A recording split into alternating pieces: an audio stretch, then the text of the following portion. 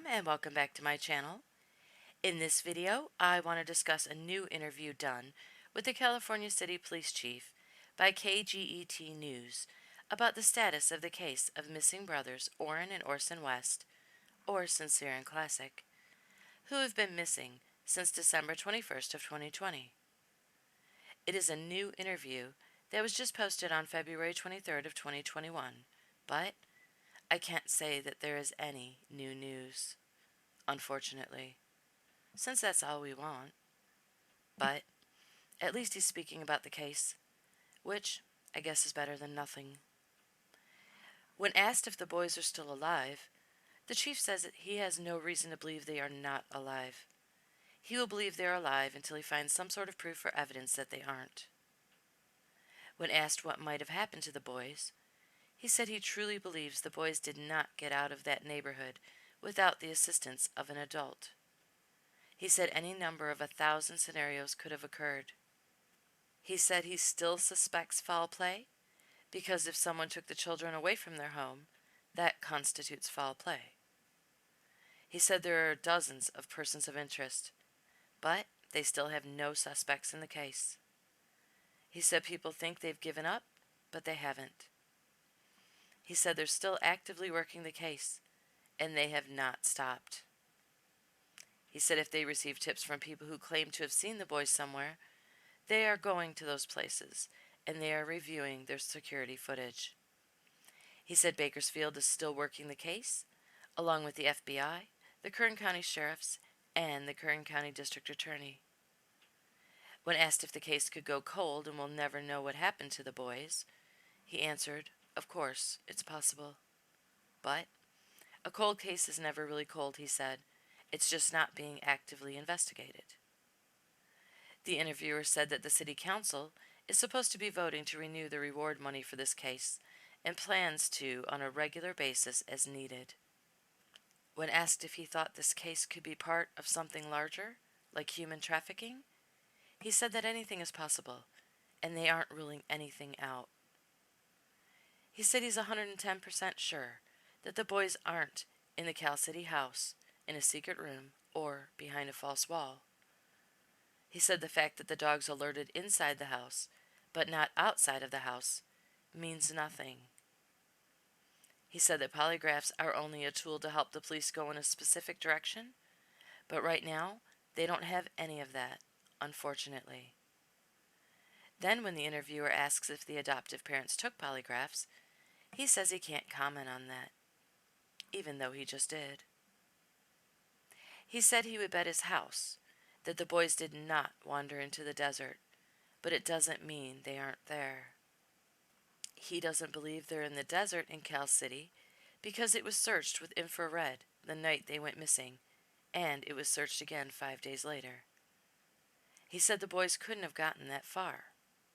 It was cold that night, and it would have slowed them down. When asked if it's possible that the boys are with extended family members, he said that anything is possible. He said they've questioned family members, but it's a large family.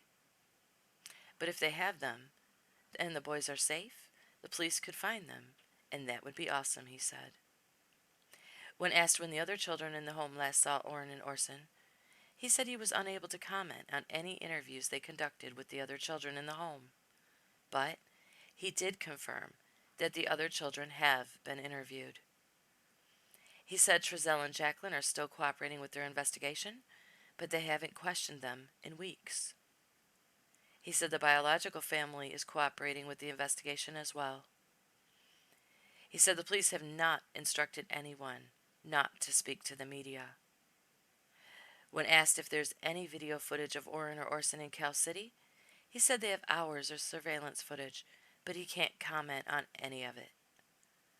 He said the department won't release the 911 call because it's part of the investigation. After he said that, the interviewer told him she's acquired recordings of 911 calls during active investigations before, but he assured her that they will not be releasing the 911 call in this case.